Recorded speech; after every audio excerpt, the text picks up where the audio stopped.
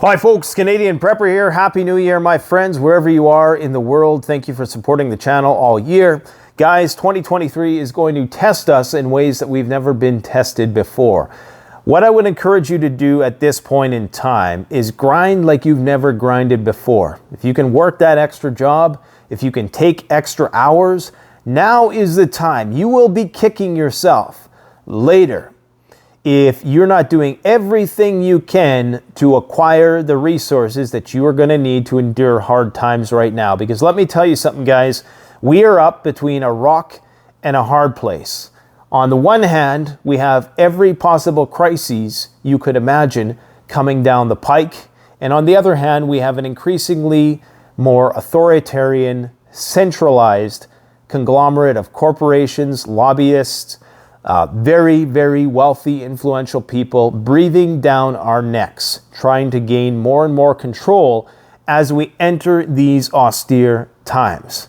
Now, I didn't want to start out with that. I wanted to actually start out with something more practical because I always try to give you guys some actionable information here. One of the things that I will recommend, if you live in the north where there's snow and there's lakes and there's ice, something you absolutely need for your kit is a manual ice auger. Okay, getting calories post SHTF, and with the price of food nowadays and with the price of food next year, you're going to see a lot more people relying on wild game. So you need to master these skills while you still have time. And quite frankly, the window of opportunity for doing so is closing. This is why we're going to be bringing on experts onto the channel to show us how to do this. Okay, this is a manual ice auger. This one was just being used, which is why there's still ice on it. We were just out in the bush doing some ice fishing. And another thing you're going to want to get, you want manual. You can get these lithium ones now that you could, of course, charge via solar, and it's going to save you a little bit of caloric expenditure out in the field. But honestly, you can drill a hole. Doesn't matter if it's 2 feet deep. You could probably get through it in a minute or two with just a moderate amount of upper body strength. And you're also going to want to get some tip-ups. Now, you can sit there over a hole and fish if you want, but if you're playing the game of calories versus time, because you're going to want to be maximizing your caloric acquisition post SHTF or just during regular hard times. This is kind of like a fish trap. Okay, if you don't know how this works, you don't have to sit around a hole. It's 100% legal. Unlike trapping, you can only do it in certain places, and using other sorts of fish traps, it's maybe a fish trap isn't the right word for it, because there are actual things like fish traps, and probably using a net or doing some sort of trawling type thing in those types of conditions in order to get the most amount of food with the least amount of energy expenditure is going to be ideal. But put some tip-ups in your garage, go and test them out, go to the lake someday, drill a few holes, and just see if you can catch anything. And of course, you're going to need all of your standard fishing tackle that you would use any other time of the year. You could also get these circular tip-ups. They're a bit more of an obscure shape, so you can get either of those. These ones actually float, and this is going to be a way for you to fish without having to do a lot of the sitting around wasting your time. They're going to signal to you when you got a bite, and you can go and do other things like chop wood, do security, whatever you have to do if times get really, really sketchy, okay? One of my biggest concerns for 2023, well, I give you most of my concerns, and I did an overview of that in the recent 2023 predictions video. There's a few things that I didn't really talk about, and I think a lot of it right now revolves around social media and the battle for influence. Because as we approach the climax of all of these crises, this poly-crises, we're going to see the people looking for some sort of martyr. We're going to see a lot of disenfranchised and disenchanted people in the streets upset. And I'm pretty sure that the powers that be, if you will, if there is such a thing, must be aware that this discontent, the season of discontent, is approaching. If post-2008 was any indication on what we can expect post-recession or global depression, then we know that there's going to be general strikes, there's going to be riots, because the price of food is just going to get unmanageably too high. And this is why people are going to start going back to the old ways of growing their own food and procuring it from the environment. And of course, with all of the new regulations and restrictions coming on animal husbandry, it's going to be even more difficult to raise your own animals, especially if you live in the suburbs, in a small town. If you don't live out in the country, in a rural municipality just outside that, or just outside of a town or a city, then it's going to be very hard for you to try to raise your own meat. So I think that that's going to be a big thing. We're seeing right now a very influential figure right now has recently been arrested, and it's the talk of the town. And I was going to make a dedicated video about it, but I just thought it was kind of off brand. But when I think about it, his arrest is very on brand, because every single variable in the equation has to be taken into account when we're thinking about what the next play is going to be. What can we anticipate happening? And I'm going to try to draw a parallel here between the arrest of Andrew Tate and World War III. Okay? Now, this guy lives in Romania, and he's somebody who, I definitely don't agree with everything he says. Obviously, he's one of those 50-50 characters, right? There's certain things you agree with him on, then the other things you're like, well, But I can understand why he's so popular, is because there's a lot of people right now who are just disenchanted with the system, and they do indeed feel disenfranchised, especially post-2020, where you had this stock market bubble and this crypto bubble where everybody thought they were a genius, and now they find themselves in financial dire straits. Okay, even if they can get a job, it's not a good job, it's not the one that they had promised, and we're seeing the end of the American dream. Okay, now this is the kind of person that you certainly don't want against you politically. Because as he has even said, and again, I'm not really sympathizing so much with his points of view, but one thing you can't disagree with is that when you have a highly influential person like that, that is power in a lot of ways. And really, in the age of social media, that is the ultimate power. This is the ultimate power, having an audience. And it's something which everybody is seeking. I mean, CBC News, they have to battle for attention. They have to win the algorithm's favor. Without, the favor of Google's algorithm, many of these mainstream news channels would be dead. They would have been dead a long time ago. So they need to be kept at the forefront of our attention to direct us in certain ways and to fact check everybody, okay? But what I fear happening, and I think what the powers that be fear right now most, I'm going to talk about World War III and Andrew Tate in a second, because there's a really clear parallel possibility there. They fear a Joker-like figure, okay? They fear somebody who can potentially galvanize people, maybe not even for political purposes, but just somebody who might be saying stuff that people are going to be listening to, because you got to understand the cheapest thing is going to be your internet connection. That's still going to be very expensive, but most people are going to have the internet long before they are devoid of calories. So, it's going to be the last thing that a lot of people lose is access to media. And that there are going to be a lot of disgruntled people out there who just can't make ends meet. They're upset about the poly crisis situation. They're upset about the coming energy squeeze and shortages. They're going to be upset about the high price of food and the high cost of living. They're going to be questioning things that are happening around the world right now.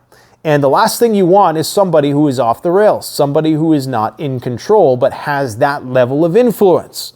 Now, there was recently an altercation between Greta Thunberg and Andrew Tate on Twitter, I believe. Now, I don't think that this has, well, I shouldn't say that.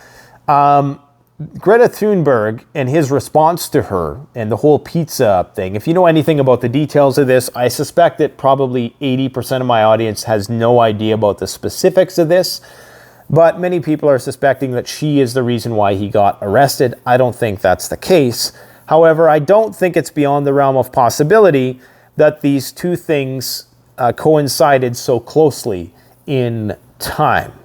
I think it's very possible that there was some level of coordination at some level of the game, okay? Now, hear me out on this one. Romania is where Andrew Tate resides. Moldova is a country who suspects that Russia is planning something on this strip of land in, I believe it's either in Western Ukraine or Eastern Moldova. Regardless, Transnistria is this pro-Russian region, and it borders Moldova. Moldova borders Romania. Moldova is concerned that the Russians are about to invade them after they're done with Ukraine. Okay, and we can see in the last 48 hours, that situation is getting hella out of control. Now, Romania also has the 101st Airborne Troop Division stationed there. So Romania is clearly, well, they're within NATO. And so you have this Andrew Tate guy who has been somewhat of a Putin sympathizer. Now, I don't really like the word sympathizer because it implies there's so many connotations historically, right? Obviously, NIZI sympathizers. And typically people will think, well, if you're a sympathizer of something, then you must support it 100%. And I don't agree with that. I think that I haven't heard his entire perspective, but I presume it's the usual sympathizing where, okay, you see the encroachment of NATO. I'm talking like Noam Chomsky level of criticism, okay? That there was perhaps some motivations, that Putin didn't just roll out of bed one day and want to start World War III, that there was things that led up to this. There was some cause and effect.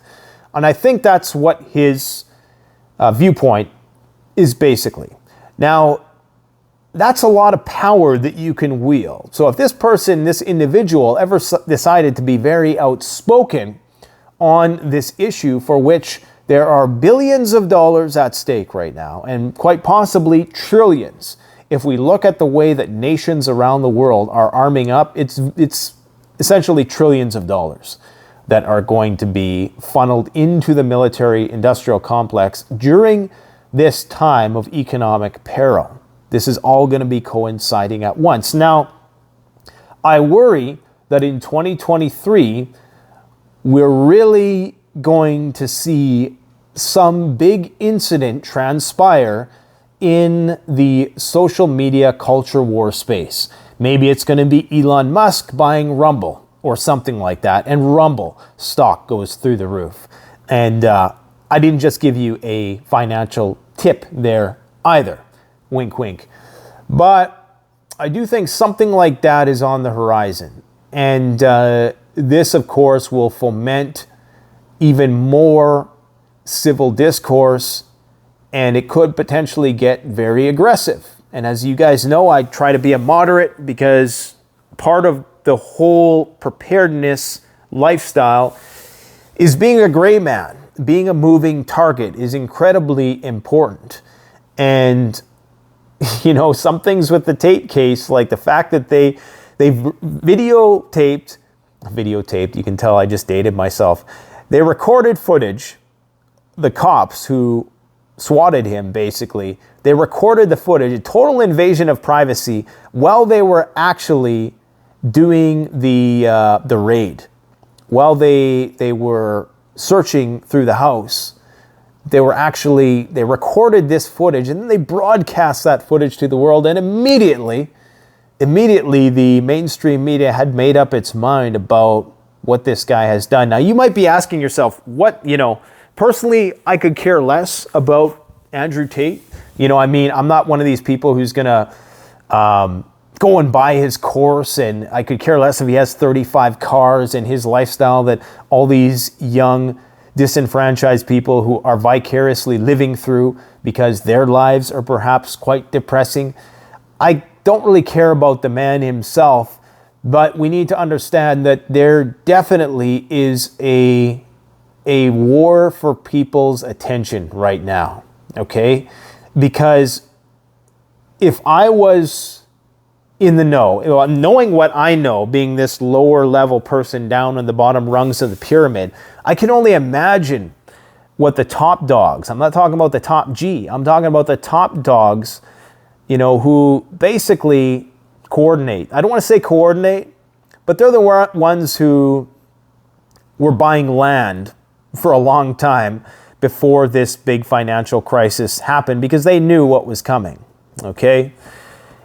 If I was them, I would know that people are going to be upset if this war spirals out of control, if the climate chaos continues and intensifies and we can't grow food in the ways that we used to, if the increased Big Brother regulations start pushing people over the edge and you have these martyrs emerging.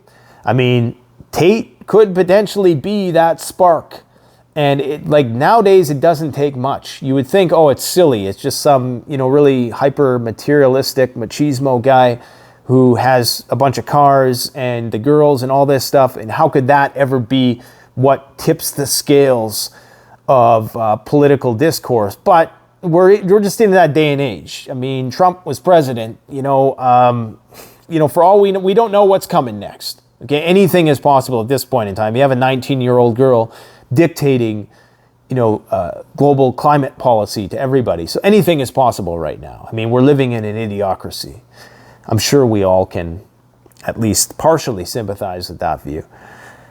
So all I'm saying, man, is that 2023 is going to be a wild, wild year. This is the Wild West getting a return in 2023, and you need to double down. You need to do whatever you can do now. You need to get your ass out of bed. You need to get in shape.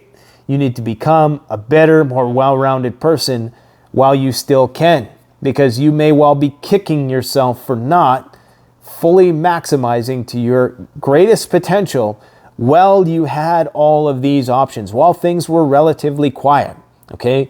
While there was only 10 murders in your city last week, and there's not 20 like there might be in 2023 when the socioeconomic situation of the entire world suffers even more. So go out, test out your gear, keep pushing yourself to the limit. We're going to continue to try to bring you guys daily updates. I'm going to keep prognosticating about what I think is coming next, because I think that is important this day and age, even though it sometimes feels as though I'm being pushed in a certain direction on this platform. We're still going to provide you guys with actionable information that you can use in not only in your daily life, but should times get bad. I think it's very important that we provide people with survival skills, training, and that's why we're going to be bringing on a variety of experts, because I'm not an expert at everything. I'm learning a lot of this stuff as I go with you guys, as you have seen the evolution of this channel throughout the past few years.